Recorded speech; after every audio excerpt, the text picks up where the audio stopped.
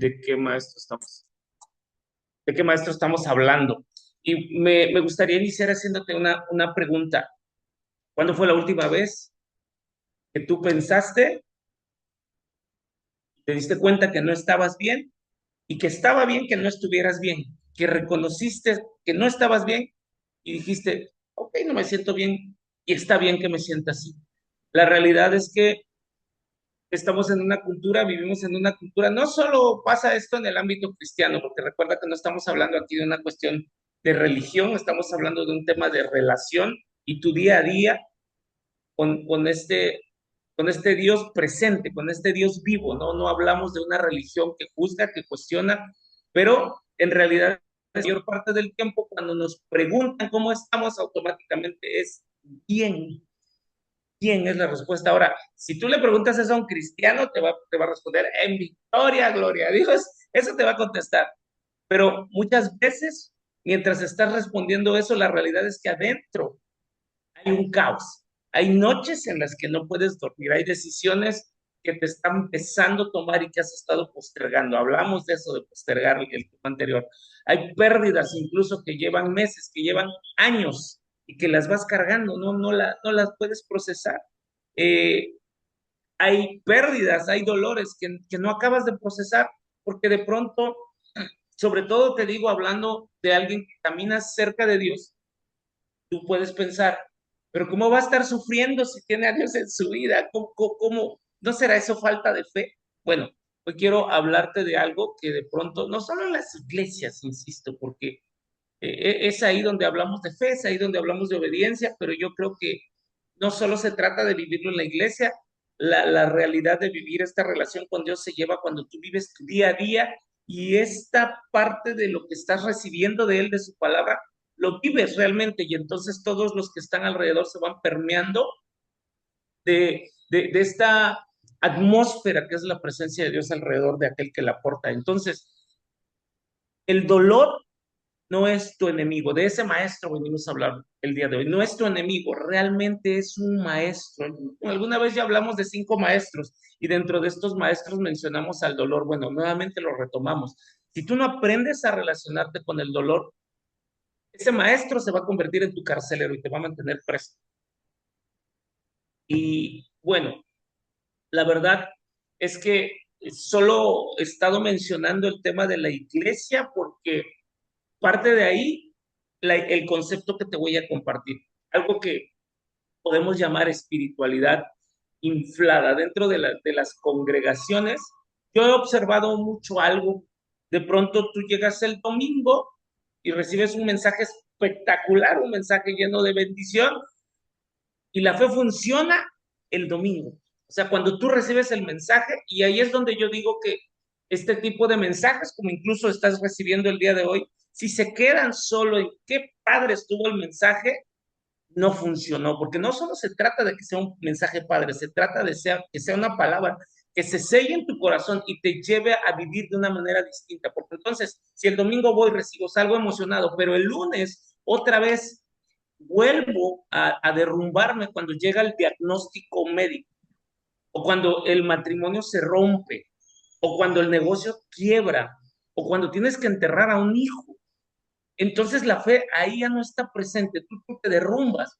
Lo más grave es que lo suframos en silencio, porque esta cultura nos ha entrenado para minimizar el dolor y si no me crees, métete a las redes sociales. O sea, la gente todo toma a broma, todo toma a risa, todo hace meme, porque anestesiamos el dolor. Alguien, tú sabes que acaba de perder a su familiar, o como en mi caso, que mi mamá está enferma, está delicada, y alguien te dispara Filipenses 4:4, alégrense siempre del Señor, alégrense. Sí está genial, pero estar dentro del proceso no es sencillo. Alguien atraviesa un divorcio y está roto, porque tal vez no quería separarse, pero era irreconciliable los problemas que tenían. Y entonces vas y le dispara Romanos 8:28. Dios dispone todas las cosas para el bien de quienes lo aman. Sí, es verdad, la palabra es cierta, pero en ese momento, esa persona que está atravesando por un dolor no necesita un versículo que se lo dispares como una flecha, necesita que te sientes a su lado, tal vez sin hablar, pues simplemente le digas, aquí estoy. No tienes que fingir nada, sobre todo cuando estamos hablando de una posición de liderazgo. Al líder le cuesta trabajo derrumbarse porque es quien se tiene que mostrar fuerte. Y te quedas atrapado entonces sin querer dar respuestas, porque perdimos esta capacidad de ser acompañados, de acompañar, de pedir acompañamiento. Y entonces, la pregunta que yo hago esta mañana es, ¿tanto ignoramos el dolor? La cultura mexicana es así, suele reírse del dolor. Entonces, ¿por qué hay tanta gente deprimida? ¿Cierto? Mucha gente que batalla con depresión. ¿Por qué tantas personas consumen pastillas para dormir? Ansiolíticos, antidepresivos para funcionar, estas pastillas para respirar. Entonces, volviendo a la respuesta a esta pregunta, cuando nos dicen, ¿cómo estás? Entonces, no es que estamos bien, no es que todos estamos bendecidos y en victoria. El problema, familia, no es precisamente el decir que estás bien o que estás en victoria. El problema es confundir este bienestar, esta victoria, con indiferencia.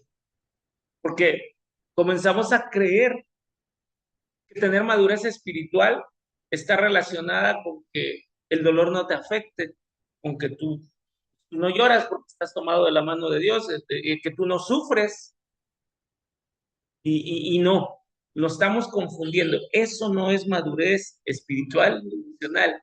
Eso es anestesiar, es una emocional disfrazada de fe. Porque te voy a hablar de Jesús.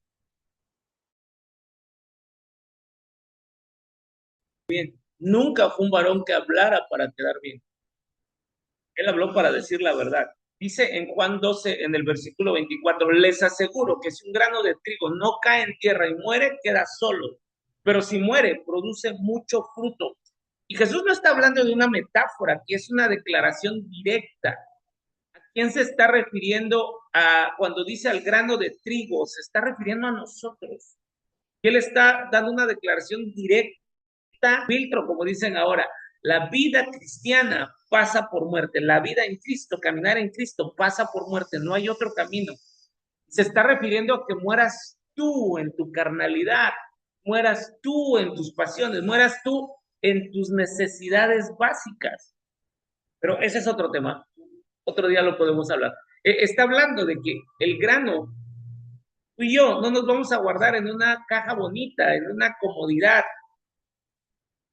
porque está para dar frutos. Si se queda en esa caja, no se reproduce. Ayer estábamos en el gimnasio y decía una doctora con la que estábamos entrenando, es que no sé por qué tengo que tener tanto dolor al hacer el ejercicio. Y le dije, porque para crecer necesitas dolor. En la comodidad nada crece.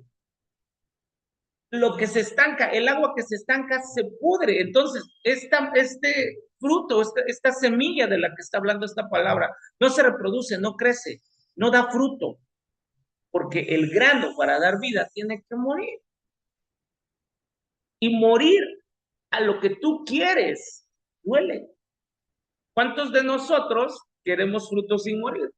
Como la doctora de ayer, quiere resultados en el gimnasio sin que le duela. Eso no es posible. Le va a tener que doler. Queremos carácter sin pasar por el fuego. No se puede. Queremos la madurez sin pasar por pérdidas. Pero Dios diseñó un sistema diferente. Este sistema está diseñado para perder cosas, para perder personas, para perder etapas. Es norma de vida. No hay excepción.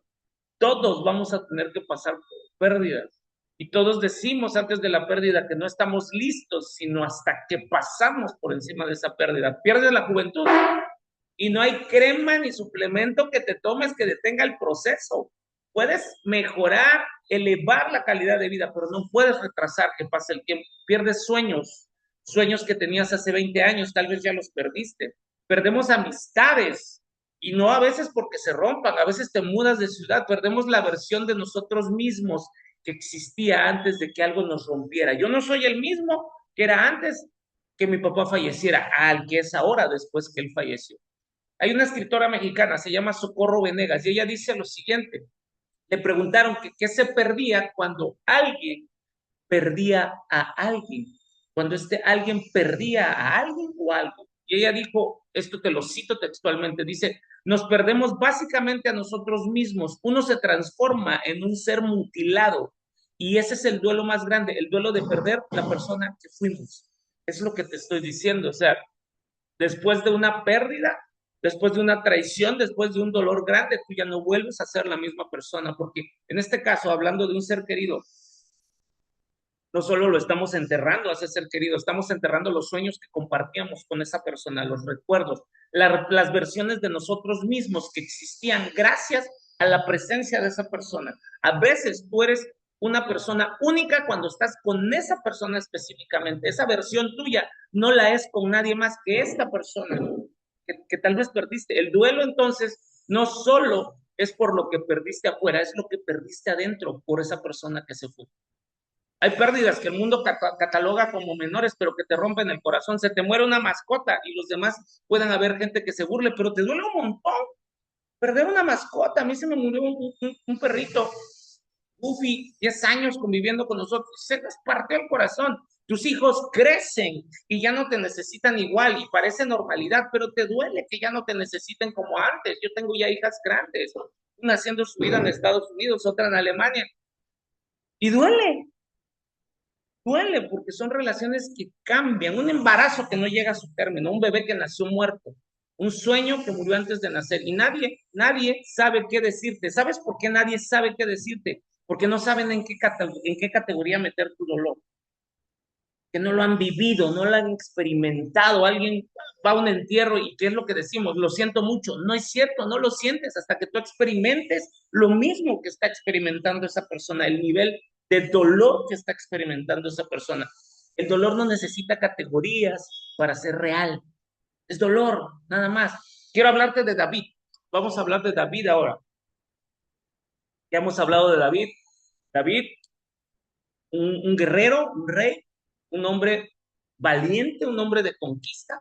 Cuando se entera de la muerte de Saúl y Jonathan, Saúl era el rey que le antecede a él, Jonathan era el hermano, el hijo, perdón, de Saúl. Y hace algo que nadie esperaría, puesto que Saúl perseguía a David, lo quería matar. Él compone una canción, se dice que David ha compuesto la mayor parte de los salmos de la Biblia, y entonces compone una canción que más que canción es un lamento, es un canto de duelo. Y no solo compone la canción, sino ordena a todo el pueblo que se lo aprenda, que se lo enseñen. Está en segunda de Samuel 1:24, dice, lloren por Saúl, mujeres de Israel. Pero en el versículo 18 ordena que esa canción también se enseña a los hombres de Judá, te repito, al pueblo, no solo a las mujeres, sino también a los hombres. David es el que mató a Goliat, es el que venció al ejército filisteo y el que pasó años huyendo de Saúl en el desierto. Está diciéndole a los soldados, un hombre fuerte, un hombre valiente, un hombre guerrero, les está diciendo a sus soldados, aprendan a llorar, memoricen este lamento y que el llanto no sea una exclusividad de las mujeres. Eso lo está diciendo Saúl en estos versículos. Yo te pregunto, ¿cuándo fue la última vez que te diste permiso de llorar? Sobre todo cuando alguien te ve. Yo quiero decirte algo, yo soy bien llorón. Yo lloro todo el tiempo, delante de quien sea, en soledad, en compañía, yo lloro todo el tiempo. ¿Cuándo fue la última vez que te dijiste o te dijeron está bien llorar? Llora si tienes deseo de llorar, está bien, es parte del proceso. Generalmente la gente te dice, no, tranquila, no llores, va a pasar. Contener el dolor. Ahora bien, estamos hablando de Salmos, uno de los libros más leídos de la Biblia, más conocidos de la Biblia, que está justo en el corazón de las Escrituras. ¿Sabes qué es Salmos? Es una colección de lamentos. De los 150 salmos, la mayoría de los salmos, escucha, son quejas, preguntas sin respuesta, son gritos en la oscuridad. Vamos a hacer un recuento, un breve recuento. Salmo 42:3, mis lágrimas son mi único aliento de día y de noche. Salmo 77:8, ¿acaso Dios ya no es bondadoso? ¿Se olvidó de tener compasión? Salmo 88:6, me has arrojado al hoyo más profundo, a las tinieblas más oscuras. O sea, está diciendo que Dios casi casi se olvidó de él y ¡pum! Lo ha aventado al hoyo. Y esto no lo estoy inventando, esto no es queja mía, esto está en la Biblia, en la Biblia. Estamos hablando de crónicas honestas de dolor humano, crónicas honestas del sentir humano ante el dolor. Y David escribió estos versos que te decía para que se cantaran en el templo. ¿Por qué en el templo? Porque prestarle atención al dolor es un acto de madurez espiritual. No es falta de fe, es honestidad con Dios. A veces hablo con mucha gente, a veces me escriben personas para pedir un consejo y lo que le digo es ora y me dicen es que no sé orar, le digo es que no esperes que orar, que Dios está esperando que para orar tú tengas un lenguaje elocuente, lleno de citas bíblicas, lleno de versículos. Dios está esperando un corazón dispuesto, un corazón quebrantado que dice, papá, me está doliendo esto. De eso estamos hablando, de esta honestidad con Dios. Ahora, si hay alguien que conoció el dolor desde adentro, ese es Job. Job, te pongo un contexto, era el hombre más rico del Oriente en su época. La Biblia propiamente describe a Job y en 1.3, en Job 1.3, habla de la riqueza de este hombre, y es una riqueza que abruma 7,000 ovejas, 3,000 caballos, 500 yuntas de bueyes, una plantilla de empleados enorme, grandísima. Si Job viviera ahora, estuviera en la portada de Forbes, todos los años. Además de rico, este cuate era íntegro. Esa es una combinación difícil de encontrar. Difícil. Bueno, él era temeroso de Dios y vivía apartado del mal. Job era un tipo de estos que tú podías ver y decías, este cuate tiene todo, tiene fe, tiene dinero, tiene familia, tiene salud, nada puede salirle mal. Eso vio el diablo en Job. ¿Y qué pasa con Job? En un solo día, las noticias llegaron de golpe, ¡pum! Se fue la riqueza, las riquezas destruidas, sus empleados murieron, sus 10 hijos murieron en un solo día, 10 funerales, 10 cajas en la tierra. Y como si fuera poco todo esto que le estuviera pasando, su cuerpo enfermó, se llenó de úlceras, desde los pies hasta la cabeza. Su mujer le dice, que estaba esperando para renegar de Dios y morirse. Su propia esposa también le da la espalda. No puede quedarse en casa porque casas cayeron, todo se destruyó y él tuvo que irse, escucha, al basurero de la ciudad. Un hombre con este nivel de riqueza tuvo que un tiempo vivir aislado, solo, sin nada.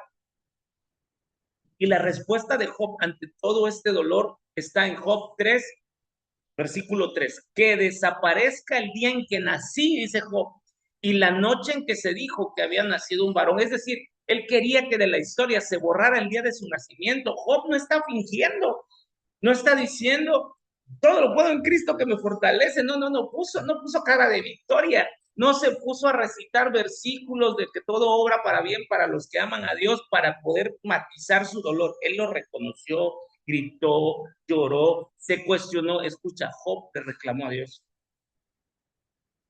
Si no has leído Job, hay 35 capítulos de Job en los que se encuentra luchando, en los que se encuentra dudando, en los que se encuentra preguntando, clamando, porque el dolor que estaba experimentando era de otro nivel. Ninguno de nosotros ha experimentado ese nivel de dolor que experimentó Job. Y al final de todo este proceso, escucha lo que Dios dice de Job. Dice que él habló bien de él. Dice, Job habló bien de mí.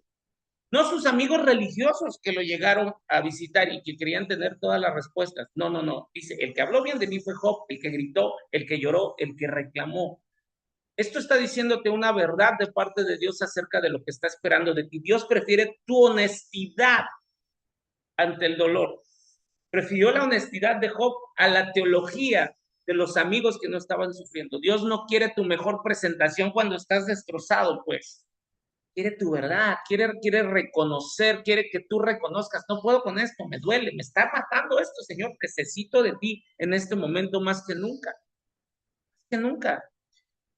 Los tres amigos de Job que llegan, en vez de alentarlo, en vez de decirle aquí estamos contigo, todo va a estar bien, le están diciendo algo habrás hecho, Job, porque Dios no permite que el justo sufra sin razón. Eso quiere decir que tú fuiste injusto. Arrepiéntete de tus pecados. O sea, lo están condenando. Estos tres amigos están representando el legalismo religioso que vivimos en la actualidad. Por eso te digo que Dios no es religión, es relación. La religión condena, señala. Hay veces han llegado a decirme, es que tú siempre hablas mucho de Dios, eres religioso. Y le digo, no, no, espérame, camino con Dios, porque los religiosos mataron a Jesús y yo soy siervo de él. Muy diferente. Entonces, estos tres amigos representan esa legalidad. Aquel que siempre tiene una explicación para el dolor y en vez de abrazarte te quiere dar lecciones al momento en el que tú lo único que necesitas es contención. En vez de acompañarte te juzga como estos amigos que le decían, algo hiciste, cuídate de esos amigos cuando tú estás en tu peor momento. Cuídate de ese tipo de amigos. Ahora, ¿cómo le hago para salir, para escapar de esta etapa de dolor? Porque antes de hablar cómo atravesar el dolor, tengo que hablar cómo lo evitamos, porque la mayor parte de nosotros manejamos sistemas bien sofisticados para no sentir dolor. Ya hablamos hace rato de cómo la anestesiamos, cómo anestesian el dolor, cómo yo evado algo que no lo siento con un montón de trabajo, con entretenimiento sin fin, ahí es scrolleando en las redes sociales. No abrimos el teléfono para informarnos, lo abrimos para perdernos, para no pensar. Mucha gente lo niega, también lo negamos, porque decimos la palabra tiene poder y entonces montamos la mejor actuación de nuestra vida digno de Oscar. Estoy bien, todo bien, gloria a Dios, Él tiene el control de mi vida, pero adentro hay un incendio. Lo minimizamos, esta es otra, lo minimizamos. No, sí, mira, la verdad es que la estoy pasando mal, pero viendo las cosas con honestidad, hay gente que está peor que yo. No tengo derecho a quejarme porque nada merezco, porque todo es por la gracia de Dios. Pero es tu dolor y tu dolor tiene derecho a existir. Tienes derecho a quebrarte, tienes derecho a vivir ese duelo. Lo metemos bajo un montón de actividad, no por estar ocupado, se te va a olvidar. Porque al estar ocupado dices, no pienso en eso. Como no pienso, no pesa. Tengo amigos que sirven en todo el tiempo en la iglesia. Están en todos los eventos, están en todos lados. Una amiguita en particular que la veo todo el tiempo, corre, corre, corre, corre, corre, corre.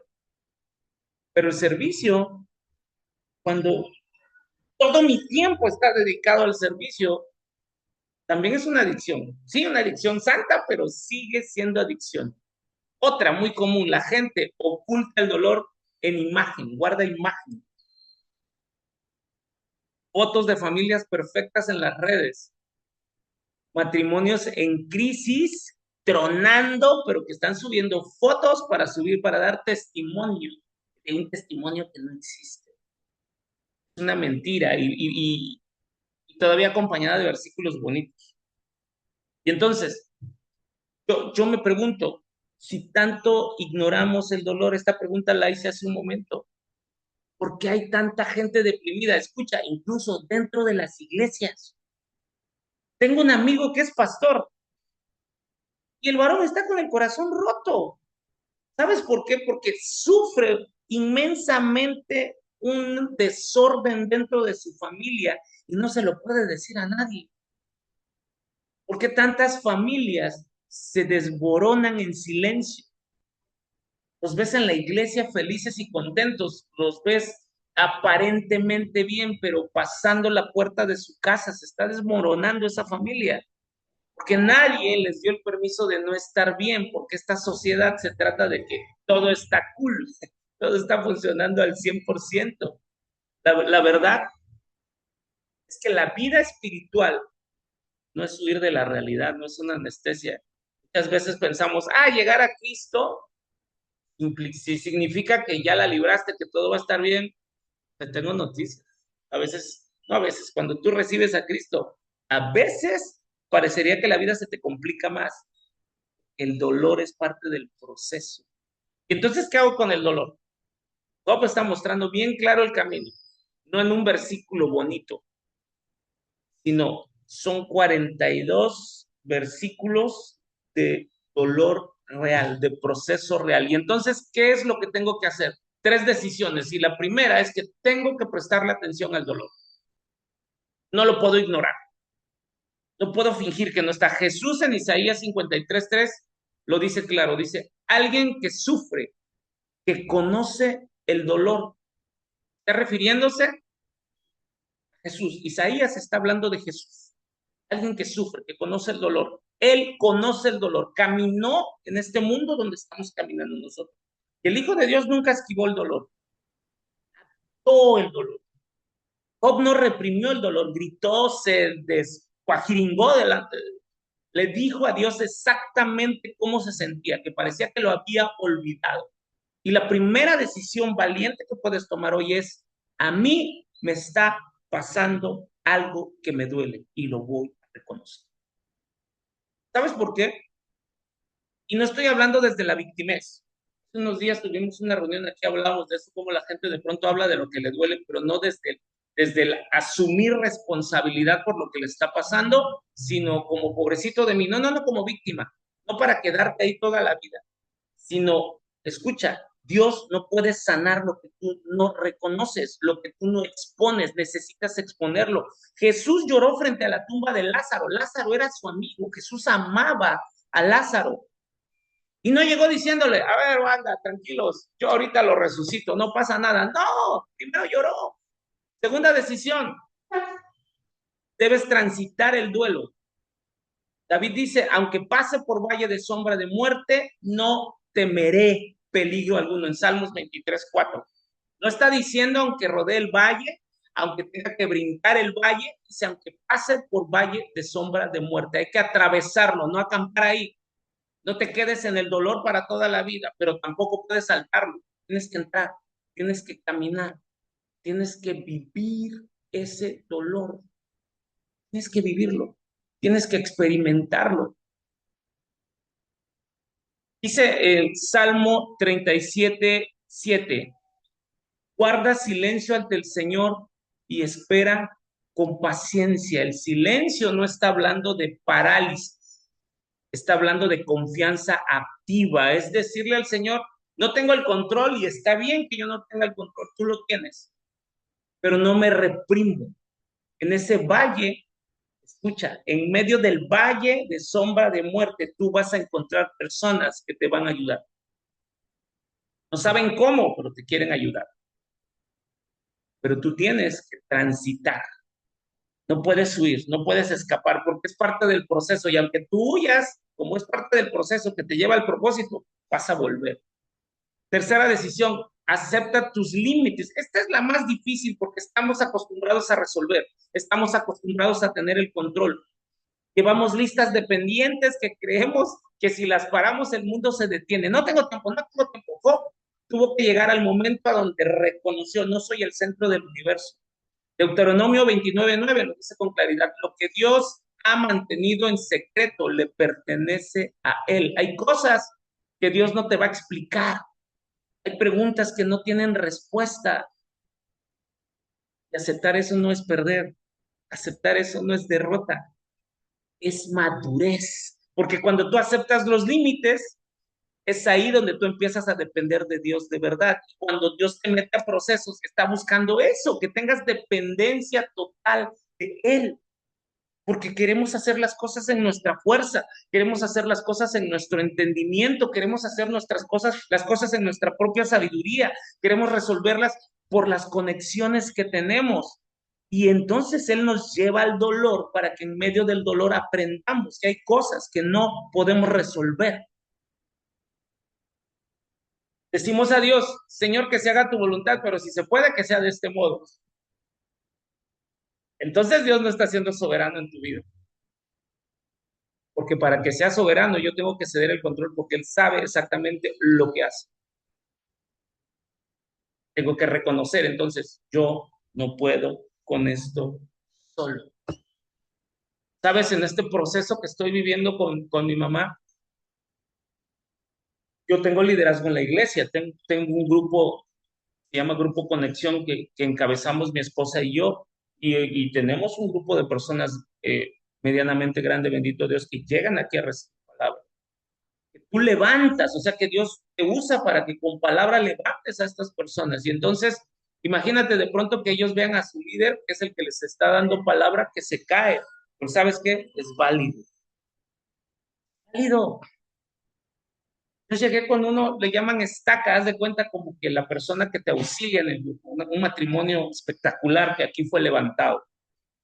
Llegué una mañana a la iglesia y solo entrar a la iglesia yo me derrumbé llorando, llorando, llorando, solo necesitaba y él sabía que era lo que pasaba, llegó y me abrazó. ¿Qué fue lo que le dije? No puedo con esto, no puedo con esto, estoy cansado, estoy agotado, necesito la ayuda, la presencia de Dios. Y es lo que necesitamos hacer. Porque ese momento de reconocer que no puedes es que estás entrando al umbral de la madurez espiritual. Porque en ese momento es que tú decides dejar de actuar como Dios y empiezas a depender de Él.